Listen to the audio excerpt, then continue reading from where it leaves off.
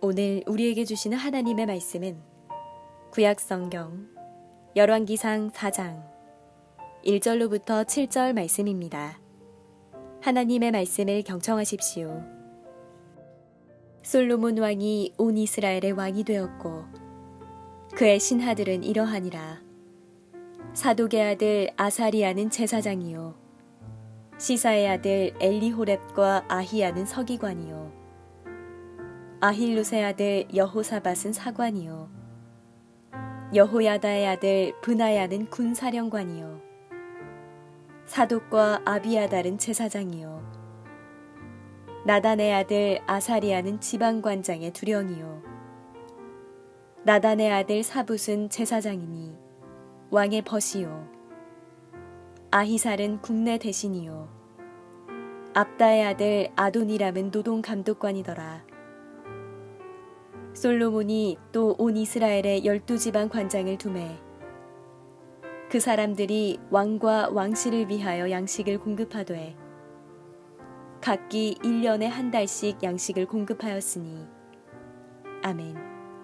하나님께서 이 말씀을 통해 은혜 주시기를 원합니다.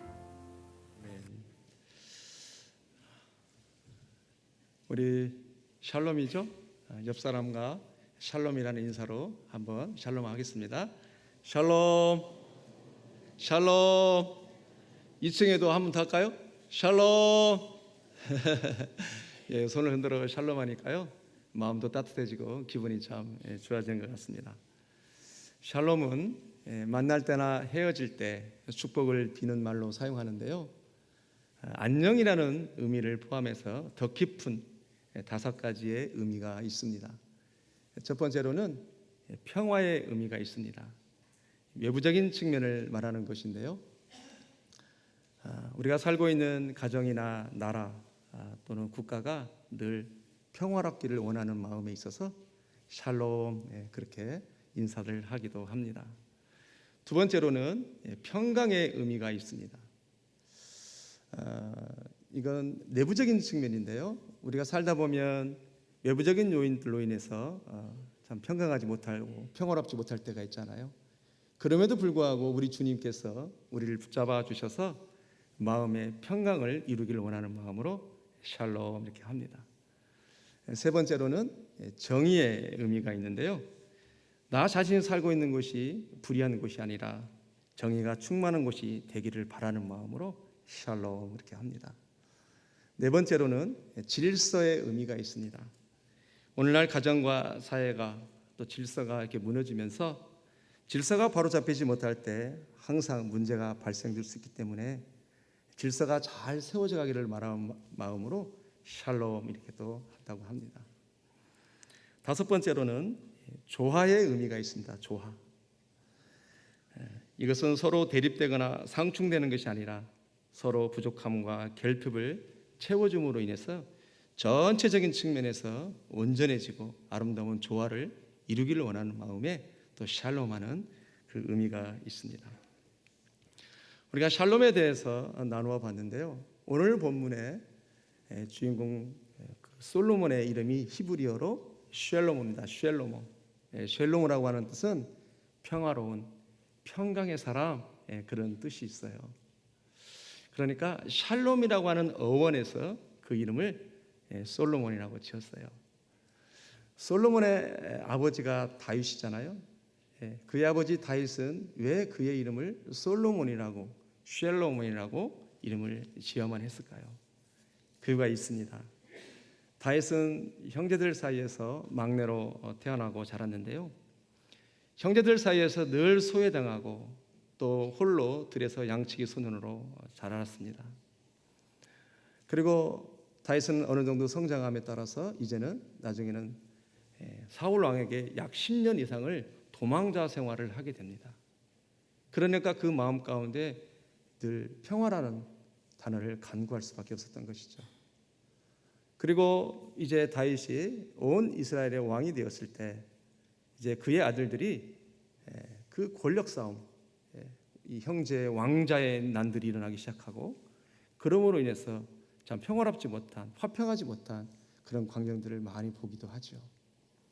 끝으로 네 번째로는 밧세바 여인과의 실수 때문에 첫 자녀를 잃고 하나님과의 관계 속에서 화평하고자 하는 마음이 그 마음 가운데 늘 있었습니다.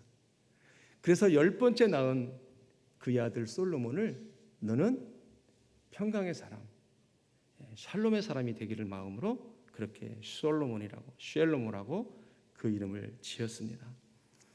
여러분, 솔로몬 하면 연상되어지고 생각나는 단어가 있을 텐데요. 그게 뭘까요? 지혜. 지혜. 맞습니다. 솔로몬은 지혜를 얻기 위해서 1000번제를 하나님 앞에 드리는데요. 왕상 4절부터 5절을 말씀을 같이 읽어보겠습니다. 시작. 이에 왕이 제사하러 기브온으로 가니 거기는 산당이 큼이라. 솔로몬이 그 제단에 1000번제를 드렸더니 기브온에서 밤에 여호와께서 솔로몬의 꿈에 나타나시니라. 하나님이 이르시되 내가 내게 무엇을 줄고 너는 구하라. 1000번제를 드렸는데 그러면 그가 왜 1000번제를 드렸을까요? 이유가 있지 않겠습니까? 그 이유는요, 오늘 본문 4장 1절에 보니까 이렇게 기록되었습니다. 솔로몬 왕이 온 이스라엘의 왕이 되었고, 그래요. 온 이스라엘의 왕이 되었다라고 하는 것은 비로소 12지파가 다 인정했다, 그런 의미입니다. 그가 약관의 나이에 왕이 됐기 때문에 그 왕이 된 것을 불편해하는 사람들이 많았었다는 거예요. 그러나 드디어 이제 온 이스라엘이 그에게 왕으로 인정했다, 이제 그런 의미겠죠. 그런데 이스라엘 왕은 되었지만 아까도 말씀드렸지만 그의 나이는 20살밖에 안 되기 때문에 모든 면에서 어렵습니다. 쉽지 않습니다. 어떻게 이 나라를 통치할까? 그런 그 안에 많은 고민이 있었어요. 그래서요, 왕상 3장 7절을 보면 이렇게 기록되어 있습니다. 같이 읽겠습니다. 시작. 나의 하나님 여호와여, 주께서 종으로 종의 아버지 다윗을 대신하여 왕이 되게 하셨사오나 종은 작은 아이라 출입할 줄을 알지 못하고, 그래요. 종은 작은 아이라 출입할 줄을 알지 못한다, 이렇게 고백하죠. 출입할 줄을 못한다는 의미는 들어가고 나감이 어렵습니다, 그런 뜻이에요. 이스라엘 전체 행정기관을 가야 되는데 언제, 어느 때, 어느 곳에 누구에게 찾아갈지, 그리고 가서 어떤 말을 해야 될지, 이 종은 작은 아이라 심히 미약합니다. 부족합니다. 그러므로 하나님 앞에 그가 1000번제를 드릴 수밖에 없었던 거예요. 여러분, 이런 고백들을 볼 때 1000번제를 어떤 마음으로 드렸을까요? 어떤 마음으로? 어떤 간절함이 있지 않았겠어요? 그 간절한 마음은 내 아버지 다윗이 만났던 그 하나님을 만나고 싶었던 거예요. 하나님이 내 아버지 다윗을 만나 주셔서 아버지를 지혜롭게 하고 잘 통치하게 하고 나라를 잘 섬기고 나라와 번영을 이루고 안정감을 이룰 수 있도록 그걸 옆에서 다 본 거죠. 그가 어떻게 하나님을 예우하고 또 하나님을 섬겼는지, 또 하나님으로부터 어떤 계시를 받고 또 말씀을 받아서 통치했는지 그걸 다 보았던 거예요. 그래서 그가 하나님 앞에 1000번제를 드리게 됩니다. 그러니까 하나님이 도우시면 된다라고 하는 확신을 솔로몬은 가지고 있었던 거예요. 여러분, 1000번제를 드렸다고 하는데 성경에서 1000년, 1000번이라고 하는 것은 완전수를 의미합니다. 그러니까 1000번제를 딱 드렸다라는 의미로 해석하기보다는 어떤 해석이 더 정확하냐면요, 주실 때까지, 응답하실 때까지 그가 하나님 앞에 제사를 드렸다, 이렇게 해석하는 것이 좀 더 적극적인 해석입니다. 맡기신 나라를 얼마나 잘 감당하고 싶었던지 그 심정을 보여주는 말씀이 있는데요, 왕상 3장 9절부터 11절입니다. 같이 읽겠습니다. 시작. 누가 주의 이 많은 백성을 판단할 수 있사오리까? 듣는 마음을 종에게 주사 종의 백성을 재판하여 선악을 분별하게 하옵소서. 솔로몬이 이것을 구하매 그 말씀이 주의 마음에 든지라. 이에 하나님이 그에게 이르시되 내가 이것을 구하는도다. 자기를 위하여 장수하기를 구하지 아니하며 부도 구하지 아니하며 자기의 원수의 생명을 멸하기를 구하지도 아니하고 오직 송사를 듣고 분별하는 지혜를 구하였으니, 자기를 위해서 장수를 구하지 아니하고 자기의 부도 구하지 아니하고 오직 뭐예요? 맡기신 나라를 맡기신 백성들을 위해서 선악을 분별할 수 있는 지혜를 구하는 모습을 봅니다. 하나님께서 이 모습을 보고 얼마나 감동이 되었던지 12절과 13절에 또 이렇게 말합니다. 내가 내 말대로 하여 내게 지혜롭게 총명한 마음을 주노니 내 앞에서도 너와 같은 자가 없었거니와 내 뒤에도 너와 같은 자가 일어남이 없으리로다. 내가 또 내게 구하지 아니한 부귀와 영광도 내게 주노니 내 평생의 왕들 중에 너와 같은 자가 없을 것이라. 그래요. 여러분, 언약을 붙잡고 기도한다는 것이 이런 것입니다. 너희는 먼저 그 나라와 의를 구하라. 그리하면 모든 것을 더하시리라. 그래요. 여러분, 솔로몬이 아버지의 나라를 위해서, 하나님의 나라를 위해서 지혜를 구할 때 지혜뿐만 아니라 부와 영광도 주시는 것처럼 우리 삶 가운데 선식과 킹식, 하나님 나라와 구속사를 위해서 기도하는 것이 매우 중요하다는 것을 가르쳐 주는데요. 더 쉽게 말씀드리면 출애굽기에 보면은 우리가 고난 가운데 있었을 때 보고 듣고 알고 내려오셔서 건져내고 인도하여 데려가시는 그 하나님이 하나님의 나라와 구속사를 위해서, 선식과 킹십을 위해서, 통치권을 위해서 기도할 때 오늘 솔로몬처럼 솔로몬의 부와 자기의 명예를 구하는 것이 아니라 맡기신 하나님의 나라를 위해서, 하나님의 통치권을 위해서 구할 때 하나님께서는 주지 않을 이유가 없다라고 하는 것을 오늘 말씀을 통해서 우리가 교훈하고 있는데요. 사랑하는 성도 여러분, 전능하신 하나님께서 약속을 붙잡고 먼저 그 나라와 의를 구하는 자에게 이런 축복을 주시다는 걸 믿고 늘 주의 나라와 의를 위해서 기도하는 저 여러분들을 축복합니다. 자, 그렇다면 말씀이 지금부터 중요한데요. 첫 번째로 하나님이 주신 지혜를 통해서 솔로몬이 어떻게 나라를 섬기고 다스렸는지 오늘 본문 4장 중심으로 말씀을 살펴보겠습니다. 먼저 4장 5절을 보면은 이렇게 기록되어 있습니다. 나단의 아들 아사리아는 지방관장의 두령이요 나단의 아들 사붓은 제사장이니 왕의 벗이요. 나밧돌 높은 땅 온 지방에는 베나빗 나답이니 그는 솔로몬의 딸 다밧을 아내로 삼았으며 납달리에는 아히마아스이니 그는 솔로몬의 딸 바스밧을 아내로 삼았으며 20절에 보니까 유다와 이스라엘 인구가 바닷가에 모래같이 많게 되며 먹고 마시며 즐거워하였으며 그래요. 어떻습니까? 왕 솔로몬이 신하들과 친구가 되고 또 함께 벗이 되어주고 뿐만 아니라 본인의 딸을 신하들에게 시집도 보내고 사돈도 맺어가고 그리고 백성들이 증가해서 어떻게 됐다는 거예요? 힘이 많게 되어서 먹고 마시며 즐거워하였더라. 하나님이 주시는 지혜와 능력을 가지고 뭘 한 거예요? 국내적으로 이렇게 따뜻하게 함께 친구가 되어지고 벗이 되어지고 아름다운 그런 통치를 이루어났다는 것을 볼 수가 있는데요. 그러면 국내적으로뿐만 아니라 국외적으로도 외교 정책을 얼마나 지혜롭게 펼쳐갔는지 21절부터의 말씀입니다. 제가 읽어보겠습니다. 솔로몬이 그 강가에서부터 블레셋 사람의 땅에 이르기까지와 애굽 지경에 미치기까지의 모든 나라를 다스림으로 솔로몬이 사는 동안에 그 나라들이 조공을 바쳐 섬겼더라. 솔로몬이 그 강 건너편을 딥사에서부터 가사까지 모두 그 강 건너편의 왕을 모두 다스림으로 그가 사방에 둘린 민족과 평화를 누렸으니 솔로몬이 사는 동안에 유다와 이스라엘이 단에서부터 부엘삽에 이르기까지 각기 포도나무 아래와 무화과나무 아래에서 평안히 살았더라. 이 시골 같이 읽겠습니다. 하나님이 솔로몬에게 지혜와 총명을 심히 많이 주시고 또 넓은 마음을 주시되 바닷가에 모래같이 하시니 여기 포도나무 아래와 무화과나무 아래에서 평안히 살았다라고 하는 것은 그럼 나라가 성장하고 번영했다는 의미잖아요. 또 29절에 보니까 바닷가에 모래같이 하셨다. 여러분, 모래는 셀 수 없는 것이잖아요. 그러니까 헤아릴 수 없을 만큼 그 안에 관용하는 마음이 있었다는 거예요. 이해하고 사랑하는 마음이 풍성했다는 것을 말씀을 통해서 보여줘요.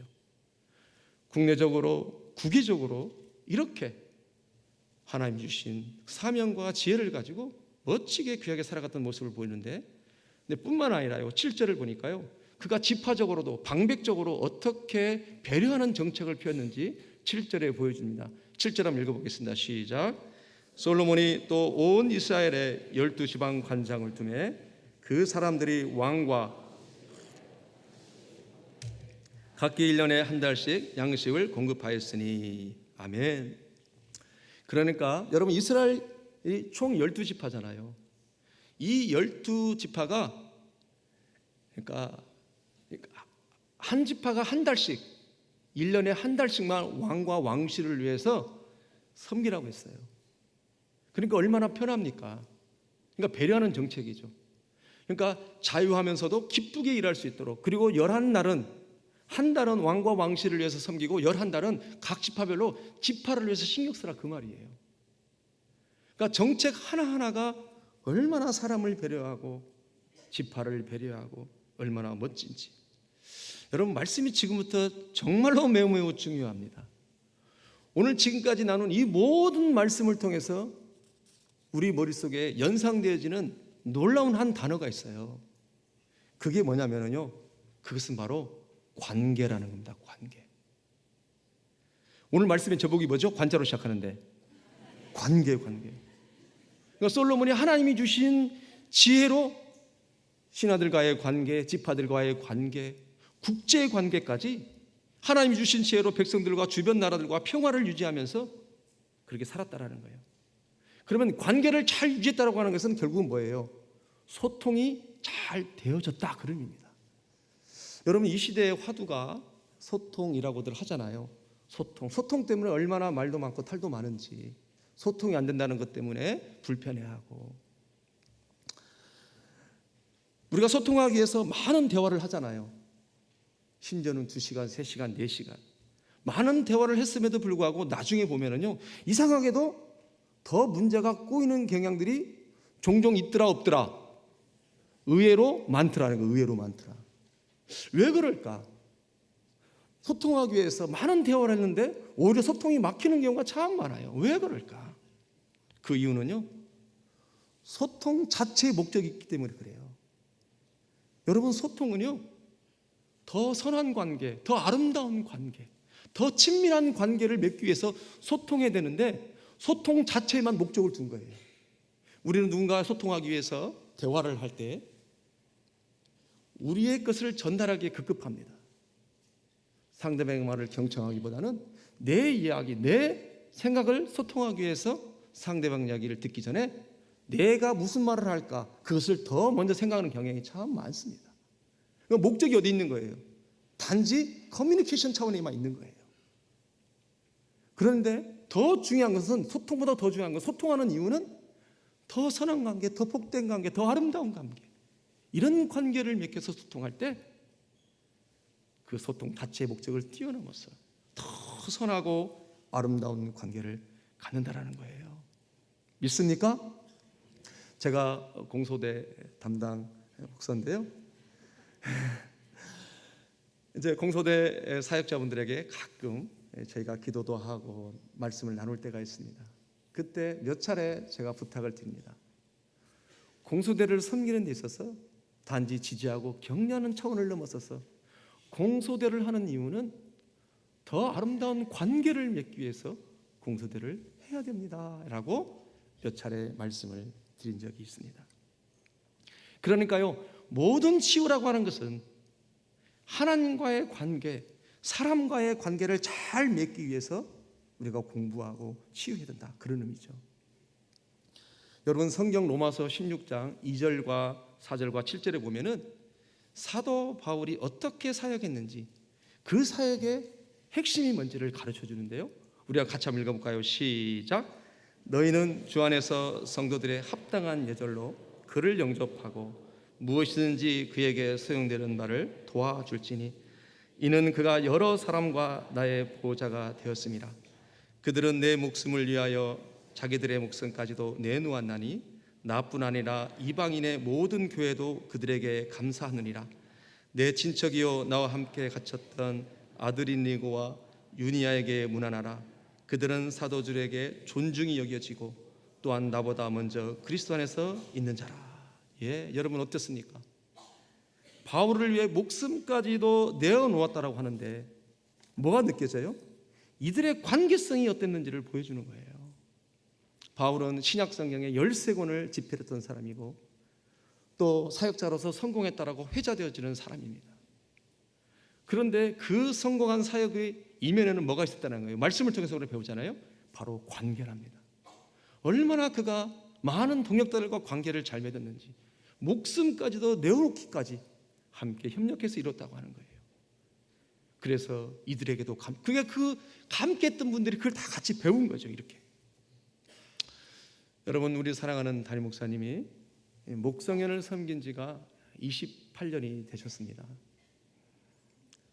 28년 동안 이 목성연을 성공적으로 이끌어 올 수 있었던 그 요인이 뭘까? 그것은 바로 관계였습니다. 컨텐츠가 탁월한 것도 있지만 그러나 관계를 너무너무 잘하신 거예요. 작년 이맘때 우리 생명생교회가 성전을 건축하고 이 땅 첫 예배를 드릴 때 마침 그때 제가 예배를 인도하는 순서였었습니다. 그래서 그때 담임 목사님실 앞에서 이제 목사님을 나오시길 대기하고 있는데 그때 제가 너무너무 아름다운 광경을 목격한 거예요. 그것이 뭐냐면 28년 목성연 세미나 1회 때부터 1년에 목성연 세미나 보통 2회에서 4회 정도는 하거든요. 1회 때부터 단 한 번도 빠지지 않고 목성연 세미나에 참석한 어느 노종 연세 드신 목사님께서 하얀 백발을 하시고 앉아있는 모습을 보았습니다. 그리고 그렇게 소개하는 모습을 제가 들었습니다. 그리고 그 바쁘신 와중에도 예배를 올라가야 되는데 목사님께서 여비를 챙겨서 드리시고 사양하는 모습을 제가 보았습니다.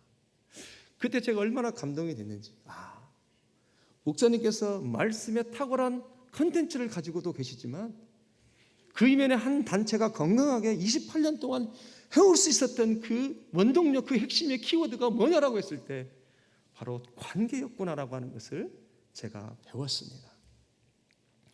사랑하는 우리 생명샘교회 성도 여러분, 우리 교회에 지파장님들도 계시고 셀장님들도 계시고 또 셀원님들도 계시는데요, 앞으로 우리가 함께 신앙생활하면서 단지 일 때문에, 소통 때문에 대화하는 것이 아니라 그리스도 안에서 선한 관계를 맺기 위해서 전달하고 섬겨가면 우리 안에 서로 큰 기쁨이 일어나고 재미가 있어지고 사역이 아름다운 열매가 맺을 것을 믿습니다. 아멘. 여러분, 여호수아를 읽어보면요, 가족대로라고 하는 단어가 나옵니다. 가족대로라고 하는 단어가 무려 43번이 나와요. 오늘 말씀을 보니까 어때요? 가족대로 받은 성읍들과, 그렇죠? 또 29절을 보니까 그들이 가족대로 주었으니, 또 15장을 보면은요, 가족대로 사방 경계를 받은 경계는 이러하다. 가족대로 받은 기업은 이러하니라 그래요. 제가 너무 많아서 딱 4절만 준비해 왔는데요, 43절이나 나옵니다. 가족대로. 여러분, 여호수아의 핵심 키워드는 정복과 분배거든요. 근데 분배하는 데 있어서 개인에게 분배하는 것이 아니라 전부 다 하나님이 가족대로 분배하였더라. 가족대로 기업을 주었더라. 다시 말해서 뭐예요, 이거는요? 굉장히 중요한 얘기인데요, 여러분 축복받기를 원하시면요, 하나님이 묶어주신 셀, 묶어주신 공동체를 섬기고 나가라는 거예요. 함께 축복하기를 원한다는 거예요. 이것이 하나님 나라의 원리입니다. 같이 가야 된다는 거예요. 이것이 바로 하인경이죠. 하나님의 인생을 경외하는 방법. 하나님의 스피릿이에요. 너무너무 중요합니다. 관계성을 가지고 간다고 하는 것. 하나님 그 관계를 통해서 연합되어지고 하나 되어져서 세상에서 경험할 수 없는 그 끈끈한 사랑과 그 함께함을 우리가 경험할 때 우리에게 힘이 되는 것입니다. 관계가 중요하다는 거예요. 관계 맺혀서 소통하는 것이 너무 중요하다는 거예요. 그러면 두 번째로 관계를 잘할 수 있는 또 하나의 비결이 있는데, 그것은 3가지의 자기 부인이 있어야 돼요. 첫 번째로는요, 기질의 자기 부인이 있어요. 기질의 자기 부인. 여러분, 우리 사역자 훈련원에 이제 내적 치유 과목 있잖아요. 내적 치유를 과목을 공부하다 보면은 이제는 자기 기질 테스트를 하는 순서가 있습니다. 기질 테스트를 하다 보면은 각자의 여러 기질들을 경험하고 알게 되는데, 그 기질들은 다들 장단점이 있어요. 좋고 나쁘다를 떠나서 우리가 여러 가지 요인에서 얻어진 그런 기질들이 있습니다. 그렇다면 나의 장점이 때로는 누군가에게 불편함이 될 수도 있더라 없더라? 있어요. 그러면 기질을 테스트를 해서 기질을 알았다면 나는 이런 사람이야라고 끝나는 것이 아니라 이제는 누군가가 나 때문에 나의 장점 때문에 불편할 수도 있기 때문에 이제는 기질에 자기 분한다고 하는 것은 조종해 준다는 거예요. 조종해 준다는 거예요. 그런 의미가 있습니다. 그러니까 기질에 자기 분한다고 하는 것은 조종되어진다는 거예요. 나는 이런 사람이야. 알아서 해. 이렇게 하는 것이 아니라 나는 이런 사람이니까 어떻게 그냥 알아서 판단해가 아니라 이제는 내가 어떤 사람에게 어떤 상대방에게 나의 기질을 그 사람에게 불편하지 않도록 조정해 준다는 것이 매우 매우 중요합니다. 이것이 바로 관계성이죠. 관계성. 두 번째로 자기 부인해야 될 것은 뭐냐면요, 감정의 자기 부인, 감정의 자기 부인. 여러분 우리 안에 자동적 사고가 있죠. 인지오류, 양육 패턴들. 자동적 사고라고 하는 것은 나도 모르게 생겨나는 생각들, 표현들, 자동적으로 표출되어지는 것을 자동적 사고라고 얘기합니다. 우리가 살아오면서 환경과 또 부모님들의 양육 패턴에 의해서 우리가 갖게 되는 많은 자동적 사고들이 있어요. 인지 오류가 있고. 그러면은 감정의 자기분은 어떻게 할 것이냐라고 했을 때 이 감정의 자기분은 절대로 내가 누구인지를 모르면 어떻게 해요? 감정의 자기분을 할 수가 없습니다.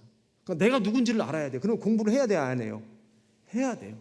그러니까 감정의 자기 부인은 공부를 하는 것으로부터 시작되어지는 것이 바로 자기 부인이에요. 공부하는 것이 바로 감정의 자기 부인의 시작입니다. 모르면 절대로 자기 부인할 수가 없기 때문에 감정의 자기 부인이 되질 않습니다. 왜냐하면 알게 모르게 우리가 가지고 있는 그 수많은 부모의 강압과 또 그 부모들이 그런 공부를 하지 못했기 때문에 우리들에게 줄 수밖에 없었던 안타까움들이 있잖아요. 그것들을 우리가 공부를 함으로 인해서 감정의 자기 부인이 시작됩니다. 세 번째로의 관계를 잘 맺기 위해서 자기 부인해야 될 것은 뭐냐면 사역의 자기 부인, 사역이에요. 교회 사역에 있어서 은혜 받았다라고 혼자 내 주장만을 앞세우고 나가서는 안 된다는 거예요. 돌아보고 같이 가고 함께감이 중요해요. 함께감이. 이것이 하나님의 스피릿이에요. 여러분 출애굽기 19장 6절에서 뭐라고 그래요? 너희는 내게 대하여 제사장 나라가 되게 하려 함이라 그래요. 제사장 나라입니다. 나라. 너만이 제사장이 아니라 너를 만난 사람이 더불어 함께 제사장이 되기를 원하는 것이 하나님의 스피릿이고 비전입니다. 그러니까 사역의 자기분이라고 하는 것은 꼭 사역자 훈련은 뿐만 아니라 모든 교회에서 봉사하고 사역하는 모든 일들 가운데 우리가 함께 가는 게 중요해요. 여러분 요한일서에 보면 서로 사랑하라 그러잖아요. 서로 사랑하는 의미가 뭘까? 그것은 그 사람을 성장케 하고 같이 감으로 말미암아 또 대화도 같이 해 나가면서 이렇게 표현해서 될지 모르겠는데요. 성장시켜서 좀 더 리얼하게 표현하면 키워서 같이 하나님의 제사를 하는 것이 매우 매우 중요합니다. 그래서 사역에 자기분을 하는 것이 중요하죠. 인터넷에 좋은 아침글 블로그에 사람의 관계의 중요성이 있어서 제가 공유하기를 원합니다. 이 시간 우리 나리터께서 읽어주시겠습니다. 가장 만나기 쉬운 것도 사람이다. 가장 얻기 쉬운 것도 사람이다. 하지만 가장 잃기 쉬운 것도 사람이다. 물건은 잃어버리면 대체가 되지만 사람은 아무리 애를 써도 똑같은 사람으로 대체할 수 없다. 그래서 사람이 가장 중요하다. 한 번 잃은 사람을 다시 찾기 어렵다. 사람을 사람으로 사람답게 대하는 진실한 인간관계, 그것이 가장 아름다운 일이며 진정 소중한 것을 지킬 줄 아는 비결이다. 사람을 얻는 일, 그 일이 가장 중요하다. 사람을 잃는 일이 최악의 실수다. 잔인하게도 인간은 100번 잘해줘도 한 번의 실수를 기억한다. 사람의 마음은 간사해서 수많은 좋았던 기억보다 단 한 번의 서운함을 오해하고 실망하며 틀어지는 경우가 참 많다. 서운함보다 함께한 좋은 기억을 먼저 떠올릴 줄 아는 현명한 사람이 되세요. 먼저 고맙다고 실수한 것엔 먼저 미안하다고 말한다면 사람 관계는 나빠지려고 해야 나빠질 수 없다.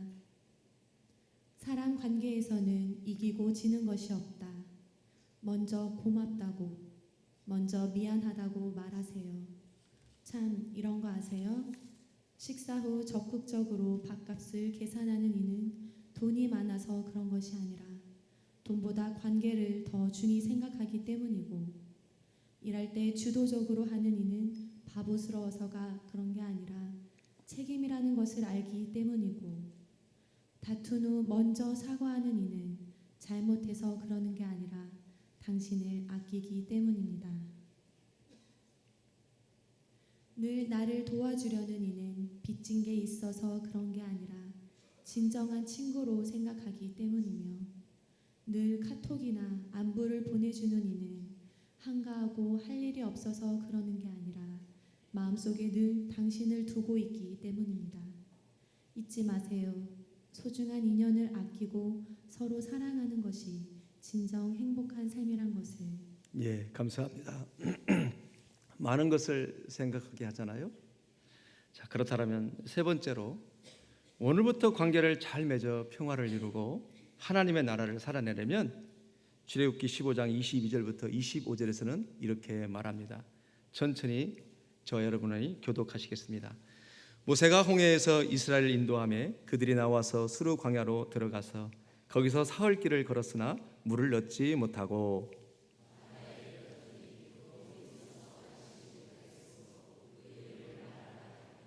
백성이 모세에게 원망하여 이르되 우리가 무엇을 마실까 하며, 모세가 여호와께 부르짖었더니 여호와께서 그에게 한 나무를 가르치시니 그가 물에 던지니 물이 달게 되었더라.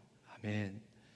수르광야는 우리가 이렇게 배웠죠. 문제가 꼬이면 십자가를 적용하라 그래요.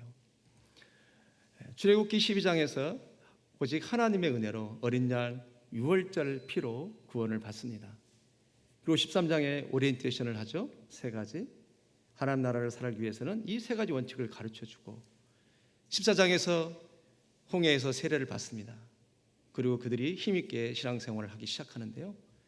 이제 수르 광야에 왔을 때 이제 오늘 말씀을 보니까 어때요? 사흘길을 걸었으나 물을 얻지 못했다 그래요.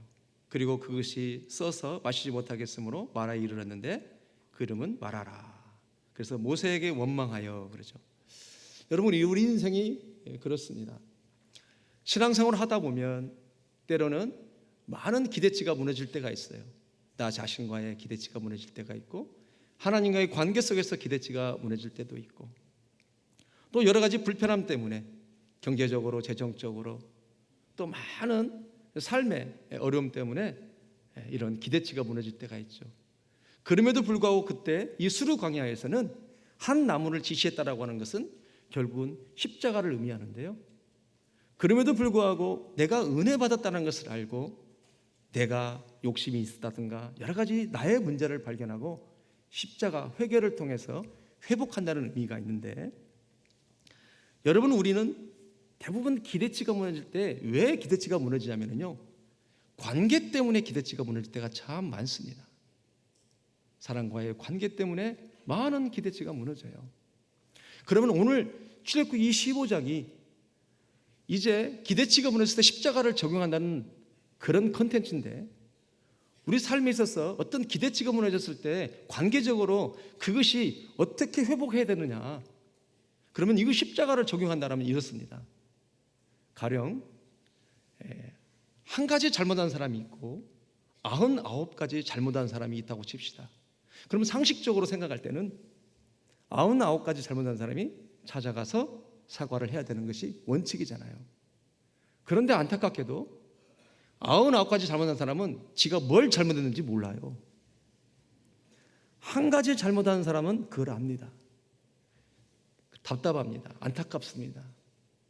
그러면 15장에서 적용하는 원리는 뭐예요? 십자가를 적용한다는 의미는 뭘까요? 그것을 느끼는 사람, 그 한 가지 잘못한 사람이 찾아갔다는 그런 의미입니다. 마치 주님이 우리를 십자가를 통해서 찾아왔던 것처럼, 낮아졌던 것처럼, 우리 기독교가 하나님을 믿는 사람이, 십자가의 은혜를 경험한 사람이 이 관계를 회복함에 있어서 기대치가 무너진 이 관계 속에서 어떻게 하냐고 했을 때 오늘 하나님께서 우리에게 가르쳐 주는 거예요. 한 가지 잘못한 사람, 그것을 고민한 사람, 그것 때문에 마음 아파하는 사람, 그 사람이 십자가의 원리를 적용해서 찾아간다는 거예요. 우리 주님이 그렇게 하셨던 것처럼.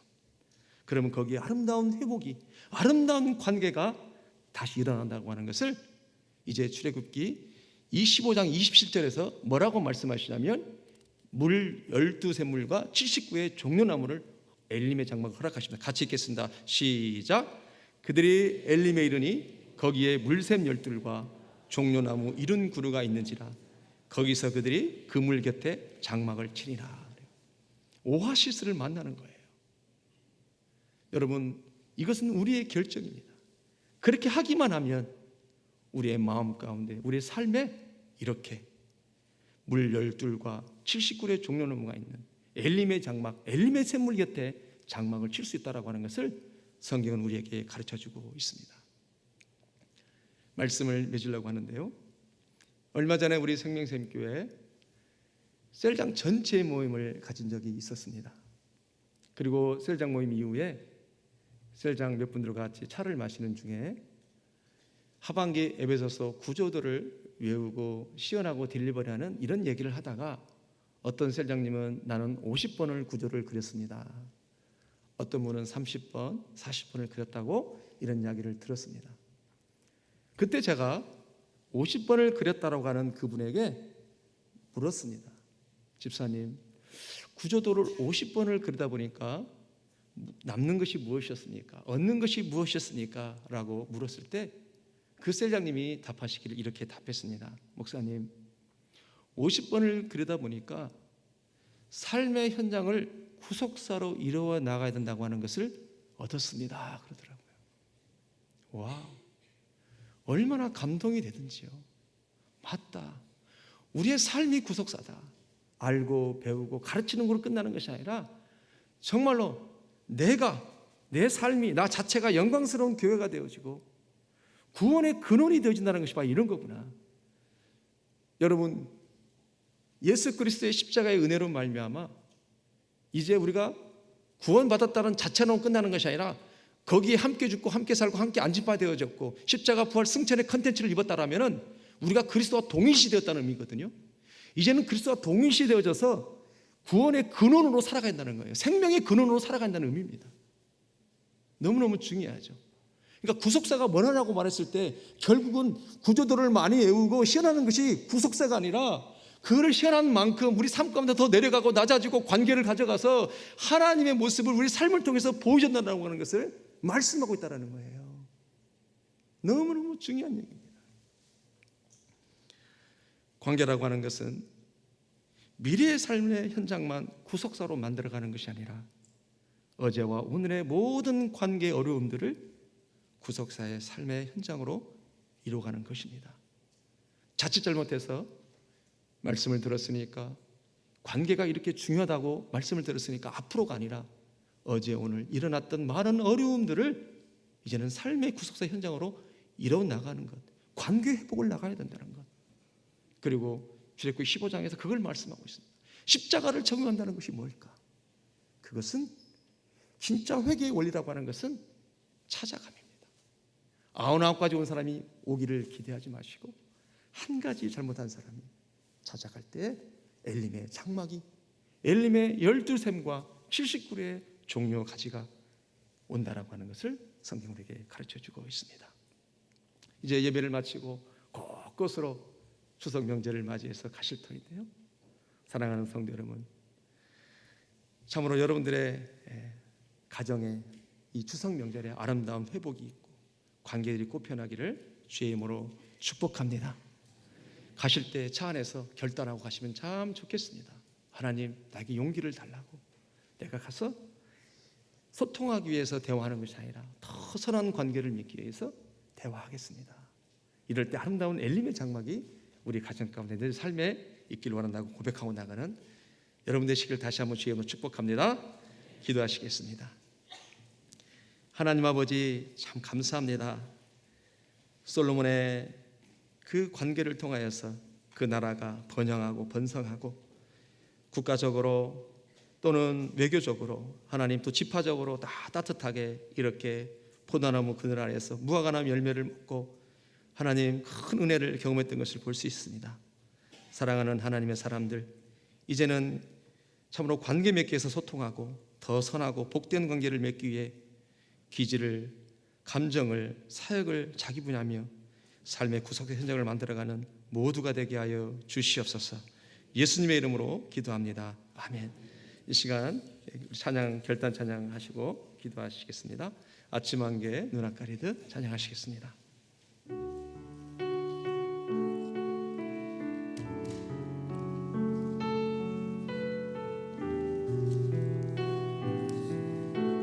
아침 한개 눈 앞가리듯, 아침 한개 눈 앞가리듯 나의 약한 믿음 의심 쌓일 때 부드럽게 다가온 주의 음성, 아무것도 염려하지 마라. 빗줄기에 바위 패이듯, 빗줄기에 바위 패이듯 나의 작은 소망 사라져갈 때 고요하게 들리는 주의 음성, 고요하게 들리는 주의 음성, 내가 너를 사랑하노라, 내가 너를 사랑하노라. 좀 빨리 하십시다. 외로움과 방황 속에서, 외로움과 방황 속에서 주님 앞에 나아갈 때에 위로하시는 주님 나를 도우사. 상한 나의 마음, 상한 나의 마음 감싸주시네. 십자가에 모여서 주의 크신 사랑 알게 하셨네. 주님께 감사하리라. 언제나 주님께 감사. 아침 한개 눈 앞가리듯, 아침 한개 눈 앞가리듯 나의 약한 믿음 의심 쌓일 때 부드럽게 다가온 주의 음성, 부드럽게 다가온 주의 음성, 아무것도 염려하지 말라, 아무것도 염려하지 마라. 빗줄기에 바위 패이듯, 빗줄기에 바위 패이듯 나의 작은 소망 사라져갈 때 고요하게 들리는 주의 음성, 고요하게 들리는 주의 음성, 내가 너를 사랑하노라, 내가 너를 사랑하노라. 아멘.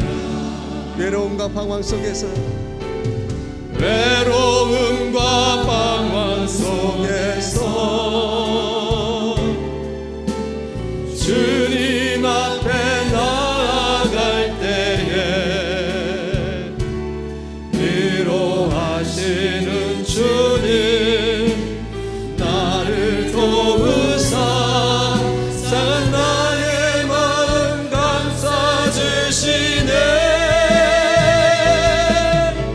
십자가에 모여서 주의 크신 사랑, 주의 크신 사랑 알게 하시네. 주님께 감사하리라,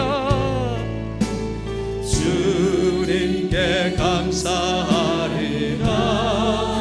언제나 주님께, 언제나 주님. 한 번만 더 하십시다. 외로움과 방황 속에서, 외로움과 방황 속에서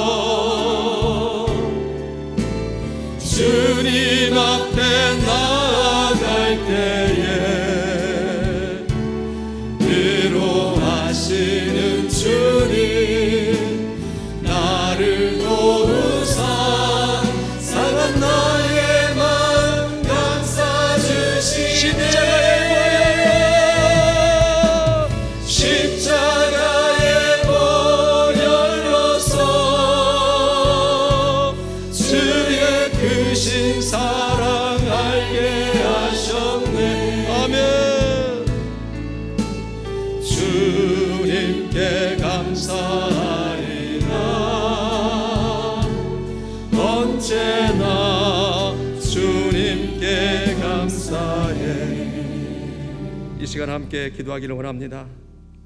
관계 때문에 외로움과 방황 속에 있는 우리와 또 우리와 함께하는 많은 사람들이 있을 것입니다. 주님 도우셔서 찾아가고 찾아오는 은혜가 있게 하옵소서. 주님 십자가의 보혈로서 주의 크신 사랑을 알게 하여 싸우니 주의 사랑이 참으로 관계를 통해서 아름답게 흘러갈 수 있도록 우리에게 용기 달라고 이 시간은 결단하며 하나님 앞에 기도하며 나가겠습니다. 하나님 아버지 감사합니다. 고맙습니다. 이제는 관계 맺기 위해서 하나님 소통하며 더 선하고 복된 관계를 맺기 위해서 하나님 나 자신을 하나님 아버지 기질을 부여하며 나갈 것입니다. 하나님 우리 안에 외로움과 방황 속에 있는 하나님의 사람들을 관계 때문에 하나님 무너진 관계 때문에 하나님 아버지 고통과 아픔 가운데 있는 하나님의 사람들 하나님 아버지 그렇습니다. 구속사는 관계입니다. 구속사는 사랑입니다. 구속사는 사람입니다. 하나님 도우셔서 찾아가고 찾아오는 은혜가 있게 하여 주시옵소서. 십자가의 보혈을 아버지 그 크신 사랑을 경험한 우리들입니다. 하나님 출애굽기 15장에서 하나님 아버지 십자가를 적용해서 엘림의 장막을 경험했던 것처럼 하나님 지시한 한 나뭇가지를 집어넣었을 때 하나님 12샘물과 70종류 가지가 있었던 것처럼 하나님 저들의 삶 가운데 우리의 삶 가운데 그렇게 십자가의 보혈을 적용할 때에 하나님 아름다운 관계가 회복되어 주는 줄 믿습니다. 이 관계가 우리를 새롭게 하고 힘을 얻게 하고 기쁨 있게 하는 줄 믿사오니 오늘 하나님 십자가의 사랑 십자가의 은혜를 하나님 흘려보낼 수 있는 추석 명절이 될 수 있도록 도와주시옵소서. 하나님 관계 때문에 힘들어해서 가야 될지 말아야 될지 고민하는 많은 사람들이 있을 것입니다. 하나님 힘주셔서 이번 기회에 회복하는 역사가 있게 하시옵소서. 이번 기회에 다시 한번 관계하는 역사가 있을 수 있도록 용기 주시고 힘주시고 능을 다하여 주시옵소서. 도우신 하나님을 찬양합니다. 아멘. 도우시는 하나님 아버지, 이 명절 기간 중에 오고 가는 모든 가족들에게 안정과 평화를 주옵시고 특별히 구속사의 사랑을 흘려보내는 사랑하는 생명생교의 모든 교인들 될 수 있도록 축복하여 주시옵소서. 이제는 예수 그리스도의 은혜와 하나님의 크고 놀라우신 사랑하심과 성령님의 이로 교통 역사하심이 관계 맺기 위해서 소통하고 관계 맺기 위해서 자기 부인하고 더 선하고 아름다운 관계 맺기 위하여 주님 우리에게 공감하셨던 것처럼 우리를 만나는 모든 자에게 공감하기를 결단하는 이 자리에 고개 숙인 모든 주의 백성들 머리 위에와 그리고 섬기는 가정 위에 이번 추석 모든 방문하는 일가 친척 그 삶의 현장 위에 이제로부터 영원까지 함께 없시기를 간절히 축원하옵나이다. 아멘.